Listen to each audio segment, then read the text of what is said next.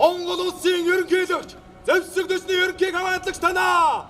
Таныг өндөдгөн өгтөж төрийн өндөд харуул жигсэн өндөд харуулын дарга Ахмад Жаргал сайхны баяр зүгт.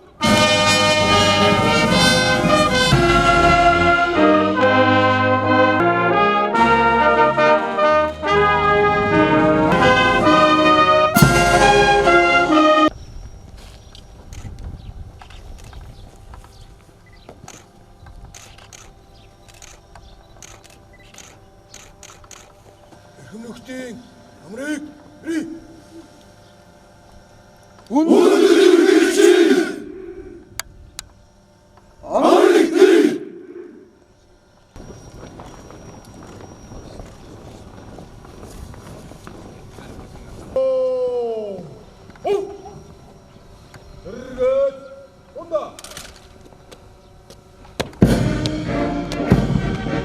Монгол улсын ерөнхийлөгч зэвсэг төчнэрийн хамгаалалтаа Мотуудын 345 дугаар бригадын ерөнхийлөгч Баялдааны төвлөрийн хот бэлэн жагсан бригадын зөвч бригадын генерал Ганцхан Нөхдийн намрыг ирээ.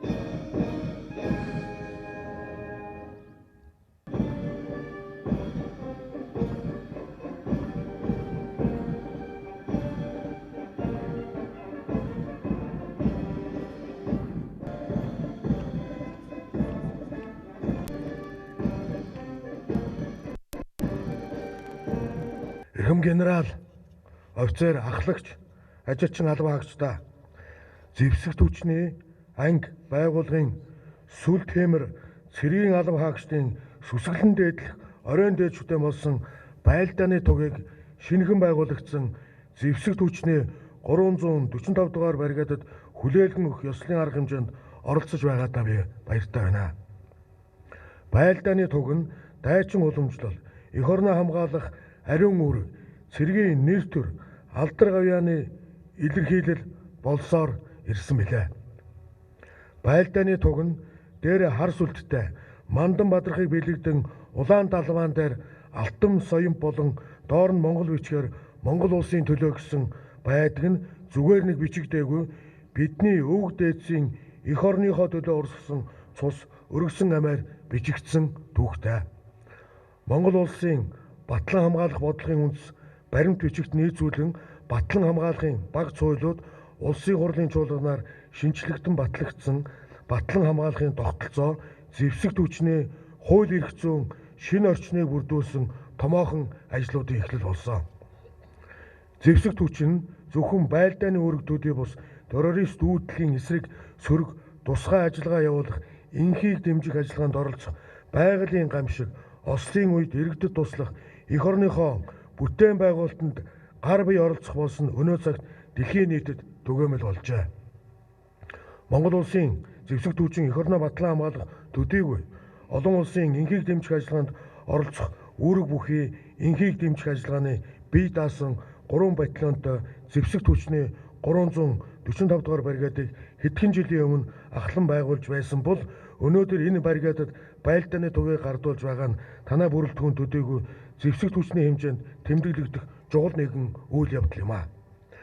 Баялдааныхаа тугийг хүлээн авч байгаа зэвсэг түвшний 345 дугаар бригадын бие бүрэлдэхүүн Монгол цэргийн сүл тиймэр нэр төрийг дээдлэн ард түмэндээ өргөсөн тангараа чанд сахиж эх орныхоо тусгаар тогтнол даян дэлхийн энхийн үлсийн төлөө бие сэтгэл оюунаа бүрэн зориулж ажиллана гэдэгт Монгол улсын ерөнхийлөгч зэвсэг түвшний ерөнхий командлагчийн хувьд итгэлтэй байна.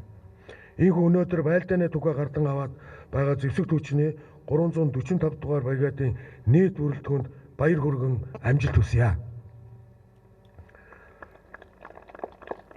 Монгол цэргийн сүл темир үеийн үед мандан бодрох болтугай.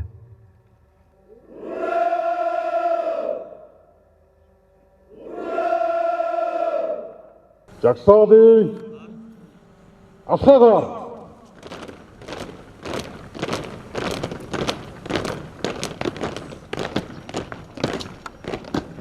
батальонуудын хооронд нэг шүүмжний байтай бригадын удирдлага